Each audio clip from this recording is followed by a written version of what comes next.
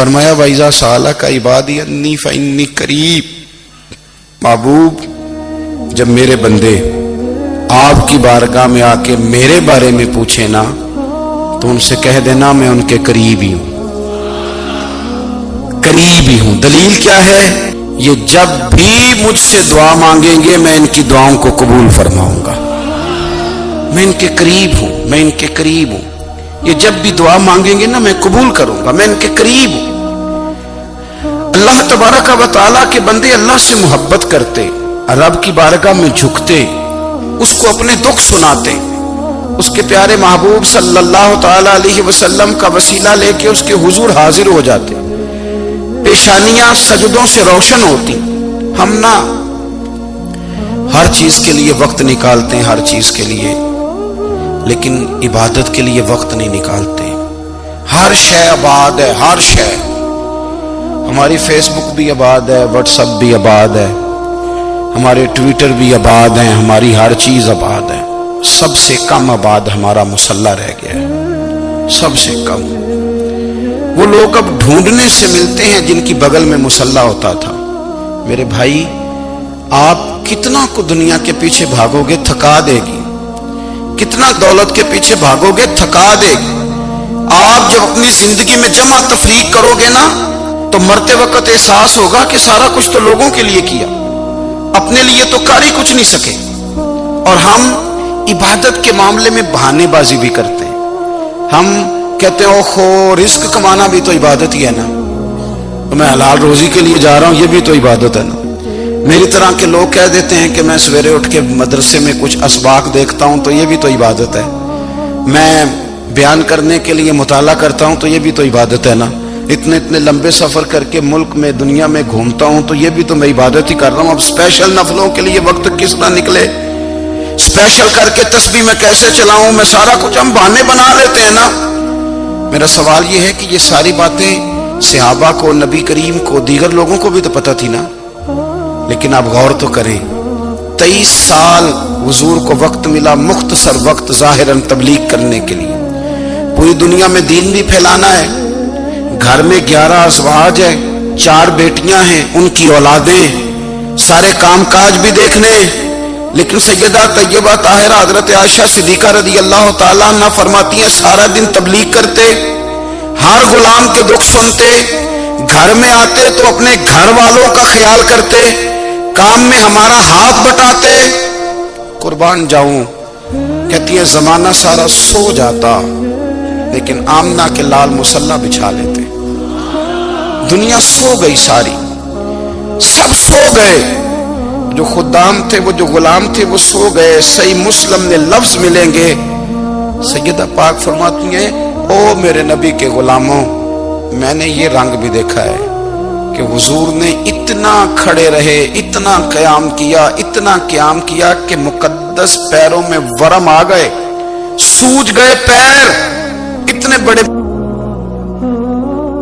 دل پہ ہاتھ رکھ کے نہیں بتا سکتا کہ میرے کبھی نماز میں پیر سوج گئے، کوئی نہیں بتا سکتا۔ بچوں کی روٹی کماتے تھک گئے بات الگ ہے، ہم سیر کرنے گئے تو تھک گئے بات الگ ہے، لیکن عبادت میں یہ بھی تو مسلم شریف ہے نا، یہ بھی تو دین ہے نا، یہ بھی تو حضور کی سنت ہے، یہ بھی تو وہ چیز ہے جو کریم کی آنکھوں کی ٹھنڈک ہے۔ سیدہ فرماتی ہیں پیروں میں ورم آ گئے، اور ساری رات ہی حضور نے نماز پڑھی اور ایک ہی آیت بار بار دہرائی۔ مسجد نبوی میں بلال حبشی نے فجر کی اذان دے دی اور حضور ابھی مصلی پہ تھے، کریم فارغ ہوئے، میں نے عرض کی یا رسول اللہ صلی اللہ علیہ وسلم آپ کے تو صدقے اللہ اگلے پچھلوں کے گناہ معاف کرے گا، تو آپ اتنی آہوزاری کیوں فرماتے ہیں؟ آپ تو شفیع ہیں، آپ تو انبیاء کے امام ہیں۔ تو حضور نے فرمایا عائشہ تم نے گنوایا ہے نا میرے اللہ کی مجھ پر کتنی رحمت ہے، افلا اکون عبدا شکورا، فرمایا اگر اس نے اتنی نعمتیں دی ہیں تو کیا میں اس کا شکر گزار بندہ نہ بنوں، میں شکر گزار بندہ نہ بنوں اس کا؟ پھر اگر اتنی نعمتیں اس نے دی ہیں، مجھے اتنا نوازا ہے، تو پھر میں اس کے سامنے سجدے نہ کروں؟ او میرے بھائی، بڑے قابل فخر لوگ ہیں ہم کہ ہم نبی پاک کے غلام ہیں، ہم قابل فخر ہیں کہ نبی کریم کے غلام ہیں، کیا کبھی اس غلامی کے شکرانے میں بھی 2 نفل پڑھے کہ یا اللہ تیرا شکر ہے تو نے ہمیں حضور کا غلام بنایا ہے؟ یاد رکھیں کہ اپنی روحانی زندگی کو آباد کریں، استغفار پڑھیں، تسبیحات کریں۔ حضرت عبداللہ ابن عمر رضی اللہ تعالیٰ عنہ حضرت عمر کے صاحبزادے، مکہ مکرمہ میں ان کی قبر ہے۔ میں نے جب انہیں پڑھا تو مجھے ان سے بڑا پیار ہو گیا، لیکن آپ کو پتہ ہے وہاں جا کے کسی شخص کا مزار تلاش کرنا یا پوچھنا ایک مشکل کام ہوتا ہے۔ تو ایک دفعہ میں مکہ شریف میں حاضر تھا، تو ایک گاڑی والا ڈرائیور مجھے کہنے لگا کہ مولانا میں آپ کو جانتا ہوں، مجھے آپ سے محبت ہے، ایک بات بتاؤں آپ کو؟ میں نے کہا بتاؤ۔ کہنے لگے حضرت عبداللہ ابن عمر کی قبر دیکھنی ہے۔ میں نے کہا یہ تو نہیں کہہ رہا، یہ کسی نے بندوبست کرایا ہے، یہ اللہ نے تیرے دل میں بات ڈالی ہے، یہ ہو گیا تو لے چل مجھے۔ حضرت عبداللہ ابن عمر کو نبی پاک نے فرمایا تھا راجل صالح، یہ نیک بندہ ہے، یہ متقی آدمی۔ حضرت عبداللہ ابن عمر رضی اللہ تعالیٰ عنہ سیدنا فاروق اعظم رضی اللہ تعالیٰ عنہ کے صاحبزادے ہیں، اور ان کی ہمشیرہ سیدہ حفصہ رضی اللہ تعالیٰ عنہ حضور کی زوجہ محترمہ۔ ایک دن اپنی ہمشیرہ سے کہنے لگے کہ نبی کریم صلی اللہ تعالیٰ علیہ وسلم گھر میں آئے نا، اور اگر حضور غم امت میں پریشان نہ ہوں، طبیعت کو حشاش بشاش دیکھو، تو ذرا پوچھنا تو صحیح حضور کا میرے بارے میں کیا خیال ہے، پوچھنا تو صحیح کہ کریم کی بارگاہ میں میرا کیا مقام ہے، میرے بارے میں حضور کیا فرماتے ہیں۔ اب بہن کو کام بتائے، اور بتائے بھی بھائی، اور پھر بہن وہ کام نہ کرے، یہ تاریخ میں ہوتا نہیں۔ حضرت عمر فاروق رضی اللہ تعالیٰ عنہ کی صاحبزادی ام المومنین رضی اللہ تعالیٰ عنہ فرماتی ہیں کہ میں تو بس منتظر تھی، انہوں نے تو کہا تھا نا کہ اگر تم حشاش بشاش دیکھو تو بات کرنا، لیکن حضور تشریف لائے، میری باری تھی، میرے گھر تشریف لائے، کھانا پیش کیا تو فوراً میں نے عرض کی حضور ایک بات پوچھنی تھی۔ تو حضور نے فرمایا پوچھئے۔ میں نے عرض کی حضور میرے بھائی عبداللہ ابن عمر کے بارے میں آپ کا کیا خیال ہے؟ نوجوانوں میری بات پہ غور کرنا، میرے بھائی کے بارے میں آپ کا کیا خیال ہے؟ تو نبی کریم صلی اللہ تعالیٰ علیہ وآلہ وسلم نے میری طرف دیکھا، اور پھر حضور زیر لب تھوڑا مسکرائے، اور بریلی کے امام کہتے ہیں کہ حضور مسکرا دیتے تھے نا تو جو بڑا دکھی ہوتا تھا وہ بھی ہنس پڑتا تھا۔ اب سوال پیدا ہوتا تھا کہ پھر تو اس مسکراہٹ کے لیے انتظار کرنا پڑتا ہوگا کئی مہینے کہ حضور مسکرائیں تو رونے والے ہنسیں، تو اعلیٰ حضرت فرماتے نہیں، انتظار نہیں کرنا پڑتا، یہ مسکراتے رہنا تو حضور کی عادت ہے۔ جس کی تسکین سے روتے ہوئے ہنس پڑے، اس تبسم کی عادت پہ لاکھوں سلام۔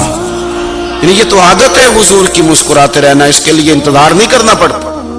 بھائیو آپ خیال رکھیں گے، غور کریں گے، حضرت عبداللہ ابن عمر رضی اللہ تعالیٰ عنہ کے بارے میں پوچھا تو سیدہ فرماتی ہیں کہ نبی کریم صلی اللہ تعالیٰ علیہ وسلم نے زیر لب مسکرائے اور فرمایا حفصہ تیرا بھائی ہے تو اچھا، لیکن میں نے سنا ہے کہ عشاء کی نماز پڑھتا ہے تو فجر تک سویا ہی رہتا ہے۔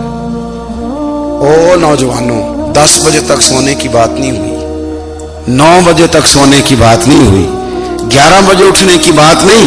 حضور فرمانے لگے میں نے سنا ہے کہ عشاء کی نماز پڑھ کے سو جاتا ہے اور فجر تک سویا ہی رہتا ہے، اسے چاہیے کہ تہجد کے وقت اٹھا کرے، اللہ کی بارگاہ میں حاضر ہوا کرے، آہوزاری کرے، سجدے کرے، عبادت کرے، اٹھتا ہے اور فجر میں جا کے اٹھتا ہے۔ حضرت جناب حفصہ رضی اللہ تعالیٰ عنہ کہتی ہے میں نے جناب عبداللہ ابن عمر کو پیغام دیا اور میں نے کہا میرے جوان بھائی سن، نبی پاک نے فرمایا ہے تو اچھا پر تہجد میں نہیں اٹھتا، نفل نہیں پڑھتا۔ او میری ملت کے جوانوں، مزہ نہیں آ جاتا جب ساری دنیا سوئی ہو، ساری دنیا، اور بستر بھی گرم ہو اور نیند بھی پورا غلبہ کر رہی ہو، اور اچانک گھنٹی بجے دماغ میں، آنکھ کھلے، گھڑی پہ نظر پڑے، 3:30 4 بجے کا پیغام گھڑی بتائے، اور کوئی چڑھتی جوانی والا اٹھ کے وضو کرے، اور جب وہ مصلی کھول کے بچھائے تو مدینے والے محبوب کہتے ہیں کہ ہر نماز پہ رب ثواب دیتا ہے، اور جو اٹھ کے تہجد کی نماز پڑھے اسے دیکھ کے تو رب مسکراتا ہے، جو اس کی شان کے لائق ہے، جو اس کی شان کے لائق، وہ مسکراتا ہے، خوش ہوتا ہے کہ میرا بندہ تہجد میں اٹھ گیا، وہ مسکراتا ہے۔ کاش ہماری صبحیں کبھی اپنے مالک کے نام ہو جائیں، کاش کے صبح حضرت ابو الحسن رحمت اللہ تعالی علیہ حضرت معاذ ابن جبل رضی اللہ تعالیٰ عنہ کے پاس بیٹھا کرتے تھے، فرماتے ہیں ان سے جو پیار بڑھا تو پھر میرا مصلی سے بھی بڑھ گیا۔ تابعی ہیں، فرماتے ہیں صحابی رسول سے محبت ہوئی تو ذکر سے بھی ہو گئی، پھر درود شریف سے بھی ہو گئی، محبت ان سے بڑھی تو پھر اللہ نے مسجد کا پیار بھی بڑھا دیا۔ آپ فرماتے ہیں کہ میری ہر وقت بھی یہ چاہتی تھی کہ بس اللہ اللہ کروں، بس اللہ اللہ کروں، بس نہ میں ذرا تھوڑی جان چھڑاؤں لوگوں سے، کوئی 10 منٹ ملے تو میں کچھ 4 نفل پڑھ لوں، میں تھوڑا سا نہ بچوں لوگوں سے، اور مجھے تسبیح ملے تو میں نہ کچھ 400-500 دفعہ استغفار پڑھوں، سبحان اللہ، الحمدللہ، اللہ اکبر، لا حول ولا قوت الا باللہ، میں نہ تسبیحات پڑھوں۔ فرماتے ہیں کہ بچے تھے گھر میں 6-7، غربت تھی، کام ملتا کوئی نہیں تھا، اور میں کام چور نہیں تھا، کام ڈھونڈتا تھا، پر اللہ کی قدرت کے کام نہیں ملتا تھا۔ فرماتے ہیں کہ میں نے ایک دن اپنی اہلیہ سے کہا کہ آج میں پھر جاتا ہوں کام ڈھونڈنے، تو میری بیوی بڑی فرما بردار تھی، پر اس دن نہ غربت کے ہاتھوں تنگ آ کے کہنے لگی آج نانا کوئی تو چیز لے کے آیا، تو مجھ سے بچوں کی بھوک نہیں دیکھی جاتی، یہ سب روگاں دا روگ محمد جس دا نام غریبی، کنڈ بلا کے لنگ جاندے نہیں دوست یار قریبی، آج نہ کچھ لے کے آیا تو میں بچے لے کے چلی جاؤں گی۔ شیخ فرماتے ہیں کہ میں بڑا پریشان گھر سے نکلا، پر میں نے صبح سے لے کے زور تک کام ڈھونڈا، کام ملا کوئی نہیں، تو میرے دل میں خیال آیا چلو کام نہیں ملتا تو اللہ اللہ تو کرے نا، چلو بندوں کی مزدوری نہیں ملتی تو رب کریم کی عبادت ہی کرتے ہیں۔ فرماتے ہیں کہ میں نے نا فرات کے پانی سے وضو کیا، نہر کے، شدید دھوپ تھی، ساتھ ریت تھی اور ریت تپ رہی تھی، میں نے اپنا رومال وہیں مصلی کے طور پر بچھا لیا، اور فرماتے ہیں کہ زور سے لے کر عصر تک نماز پڑھی، دھوپ بھی پورے زور پہ، پر میرے سجدے کا ذوق بھی پورے زور پہ۔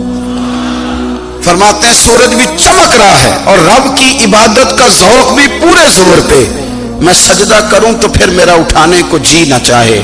میرے استاد لکھا کرتے تھے، یہ ان کا شعر ہے، وہ کہا کرتے تھے مجھے سوز دے، مجھے ساز دے، اور مجھے نیم شب کا نیاز دے، دم سجدہ خود کو میں توڑ دوں، مجھے ایسا ذوق نماز دے، اور میں تیری بہار کا پھول ہوں، میں کھلا بھی ہوں تو تیرے لیے، مجھے میری شاخ سے توڑ لے، مجھے اپنی زلف کا ناز دے۔ بھائی فرماتے ہیں کہ عصر تک میں نے نفل پڑھے، دل ڈھلنے لگا، عصر کی نماز پڑھی اور میں وہاں سے چلا۔ اب میں جب نکلنے لگا تو دل میں خیال آیا کہ چھوٹی چھوٹی دیواریں ہیں گھر کی، بغیر کچھ لیے جاؤں گا تو بیوی دور سے دیکھے گی تو شور کرے گی کہ پھر خالی ہاتھ آ گیا ہے۔ کہتے میں نے اپنی اسی رومال میں جس پہ میں نے نماز پڑھی تھی نا، رومال میں کی آخی دے پنجابی جو صافہ کہتے ہیں، اسی میں نا میں نے کچھ ریت بھر لی کہ وہ دور سے دیکھے گی تو سمجھے گی کچھ لے کے آیا ہے، چلو جا کے اسے بتا دوں گا کہ آج پھر مزدوری نہیں ملی۔ کہتے ہیں وہ ریت لے کر جب میں گھر میں گیا تو پہلے بیوی دروازے پہ کھڑی ہوتی تھی، پوچھتی تھی خالی ہاتھ آ گئے ہو؟ آج میں نے دیکھا تو ہے ہی کوئی نہیں۔ فرماتے ہیں میں اندر داخل ہوا، سلام لیے، کونے میں میں نے وہ رومال رکھ دیا اور میں نے آواز دی کہ بھلی مانس کہاں ہو؟ تو وہ کہنے لگی آپ منہ ہاتھ دھو لیں، میں روٹی لے کے آئی۔ میں نے کہا روٹی کہاں سے آ گئی؟ یہاں تو کئی دنوں کے فاقے، تو کئی دنوں کی غربت ہے، یہاں تو اس گھر میں تو فقیری ہے۔ فرماتے ہیں کہ وہ روٹی لے کے آئی اور اس وقت کی جو موجودہ نعمتیں تھیں، سمجھ لیں سلاد، اچار، ہر چیز ساتھ لائی۔ میں نے کہا کہ بچے کہاں گئے؟ کہنے لگی وہ کھانا کھا کے کھیلنے گئے، آپ کھانا کھا لیں آ جاتے۔ کھانا اس نے چن دیا۔ میں نے حیرت انگیز لہجے میں ساری نعمتیں اپنے دسترخوان پہ دیکھ کر کے بیوی سے پوچھا یہ کہاں سے آیا کھانا؟ بچوں کو تو نے کہاں سے کھانا کھلایا؟ یہ سارا کچھ کیسا ہے؟ کہنے لگی پتہ نہیں آج آپ کس کریم کی مزدوری کرنے چلے گئے تھے۔ پتہ نہیں کس کریم کی میرے گھر میں تو اتنی نعمتیں آئی ہیں کہ مجھ سے سنبھالی نہیں جا رہی. اتنا اناج ہے, اتنا گندم ہے, کس کریم کے دروازے آج چلے گئے تھے. یہ کہتے کہتے وہ اٹھی اور اٹھ کر کے کہنے لگی پہلے بڑا کچھ آیا تھا, اب کیا لے آئے ہو. اور جا کر کے نا اس نے وہ ریت والا رومال کھولا, کہنے لگے میں تو لے کے آیا تھا ریت, تو میرے رب نے اسے بھی سونے اور ہیرے بنا دیا تھا. جب آپ کی توجہ اللہ کی جانب, میرے نبی پاک صلی اللہ تعالی علیہ وسلم نے فرمایا ہر چیز اپنے رب سے مانگ, ہر چیز مانگ, ہر چیز مانگ. یا رسول اللہ کیا کچھ؟ میرے محبوب نے فرمایا تیرے گھر میں نمک بھی ختم ہو جائے تو وہ بھی اپنے رب سے مانگا کر. تو مانگنا, وہ تجھے دے گا, تو اس کی بارگاہ میں کشکول طلب دراز تو کرنا. اور ترمذی شریف میں عجیب لفظ ہے, رسول کائنات نے فرمایا, رب کریم فرماتا ہے جب میرا بندہ ہاتھ اٹھاتا ہے نا تو مجھے حیا آتی ہے کہ میں خالی کیسے لوٹا دوں اس کے. اتنے بڑے بادشاہ کی بارگاہ میں دعا کی بڑی طاقت ہے. میرے نبی پاک نے فرمایا دعا مومن کا ہتھیار ہے, دعا مومن کا, دعا مومن کا. حضور نے فرمایا تقدیر کو سوائے دعا کے کوئی چیز نہیں بدل سکتی. دعا مومن کا ہتھیار ہے, یہ کافر کے پاس کوئی نہیں, یہ ہتھیار ہے مومن کا. اللہ کرے آپ کو سمجھ آئے. پھر سنیں, کئی بار کہہ چکا ہوں یہ ہتھیار ہے. کافر کے مقابلے میں جو تیرے پاس سب سے بڑا ہتھیار ہے وہ دعا ہے. دعائیں کرانی چھوڑ دی, کرنی چھوڑ دی, لینی چھوڑ دی. حضرت سیدنا انس بن مالک رضی اللہ تعالیٰ عنہ فرمایا کرتے تھے میں نے وہ رنگ دیکھا ہے جب حضور دعا مانگتے تھے اور حضور کی مقدس آنکھوں میں آنسو بھی ساتھ ہی بہا کرتے تھے. میں نے وہ انداز دیکھا ہے. بھائی اپنا مصلی کا, عبادت کا, وظائف کا, اللہ اللہ کا سلسلہ اس کو مضبوط کریں. اپنی دعاؤں کے تعلق کو مضبوط کریں. دعائیں بڑے انقلاب برپا کر دیتی ہیں. ہم تھوڑے تھوڑے نا جب سے خشک ہوئے ہیں نا, خشک, اور میری تو جماعت ہی صوفیاء کی جماعت تھی.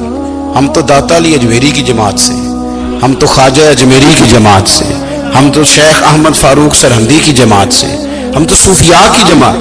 ہماری جماعت نے بھی وہ تعلق جو ہمارے بزرگوں نے بنایا تھا. بزرگ اللہ کے قریب کیسے جاتا ہے؟ تو ہمارے یہاں نا بہت سارے لوگ کہتے ہیں جی نظر ہو گئی تو کام ہو گیا. بھائی جو بخاری مسلم میں طریقہ ہے نا اللہ کا قرب پانے کا وہ تو نفل ہے.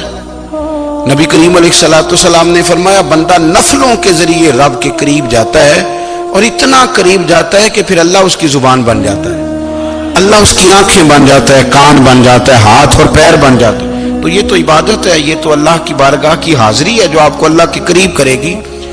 تو اپنے نماز کو اہمیت دے کے ادا کریں, نمازیں موبائل بند کر کے ادا کریں. لیکن نا کچھ لوگ کہتے ہیں مجھے ٹائم نہیں ملتا نماز کا, تو میں کہتا ہوں یہ آپ نے بڑی جرت کی بات کی ہے. مجھے کو میرا پیر بھائی کہہ دینا میرے پاس ٹائم نہیں آپ کو ملنے کا, تو میں کہتا ہوں آج کے بعد آنا ہی نہ. تو کیا سمجھتا ہے, تو بہت بڑا آدمی ہے, تیرے پاس ٹائم نہیں ہے اور ہمیں ملنے کا ٹائم, موج کر. تو آپ نے اللہ رسول کو کہہ دیا ٹائم نہیں. اور عجیب فلسفہ ہے نا, کہا جائے نماز پڑھنے آؤ تو کہتے ہیں کپڑے ٹھیک نہیں, اور کہا جائے کہ آؤ ذرا دعوت پہ چلے تو کہتے ہیں 1 منٹ ٹھہر میں کپڑے بدل کے آیا. نماز کے لیے کہا تو کہتے ٹھیک نہیں, دعوت کے لیے کہا تو کہتے میں ذرا تیاری کر لوں, یوں جانا مناسب نہیں. یہ معاملہ ٹھیک نہیں. رب تو فرماتا ہے کہ جب تو مسجد میں آ تو زینت اختیار کر کے آ, خوب ذوق سے دعا مانگے, خوب شوق سے نماز پڑھیں, خوب استغفار کا مزاج بنائیں. آپ لوگوں کے بیچ رہ کے سکھ حاصل کرنا چاہتے ہیں, لیکن آپ کو پتہ ہے کئی مہینے غار حرا میں رہنا بھی مدینے والے محبوب کا طریقہ ہے. ہر سال اعتکاف بیٹھنا الگ سے, یہ بھی حضور کا طریقہ ہے. مسجد نبوی کے اندر دروازہ کھلتا تھا نبی کریم کا, پر گھر کے اندر نفل پڑے نبی پاک. اور حضور فرماتے ہیں کچھ نفل نماز گھر میں بھی پڑھا کرو, گھر کو قبرستان نہ بناؤ. ہمارا گھر اللہ کے ذکر سے آباد ہوگا. اگر ہم نماز پڑھیں گے نا, میں جب سنت پڑھنے کے لیے گھر میں کھڑا ہوتا ہوں تو میرا جو 2.5-3 سال کا بیٹا ہے نا, وہ بھی میرے ساتھ نماز پڑھنی شروع کر دے. اسے پتہ کوئی نہیں نماز کیا ہوتی ہے, لیکن وہ بھی نا سجدہ نہ بھی کرنا ہے تو ساتھ لیٹ ضرور جاتا ہے. پتہ چلا بچے لیکچر دینے سے نماز نہیں پڑھتے, نماز شروع کر دیں تو بچے بھی شروع کر دیتے ہیں. ہم جب پریشان ہوتے ہیں تو لیکچر دیتے ہیں, تو لیکچر تو باہر شاید چل جائے, گھر میں کیسے چلے گا, گھر میں تو عمل چلے گا. تو میرے عزیز, آج کے اس روحانی اجتماع میں ہمارے دوستوں نے جو محنت کی، ہم نے بار بار اپنی نیت سے پوچھا، خدا ہمیں معاف کرے اگر کوئی ذاتی شہرت ہے، کوئی ہمارے ذاتی مفادات ہیں، رب ہمیں ہدایت دے۔ ہماری یہ خواہش تھی کہ روحانی اجتماع ہمیں تھوڑا سا اللہ اور اس کے رسول کے جانب مائل کرے، کچھ ہمارا رشتہ مصلی کے ساتھ مضبوط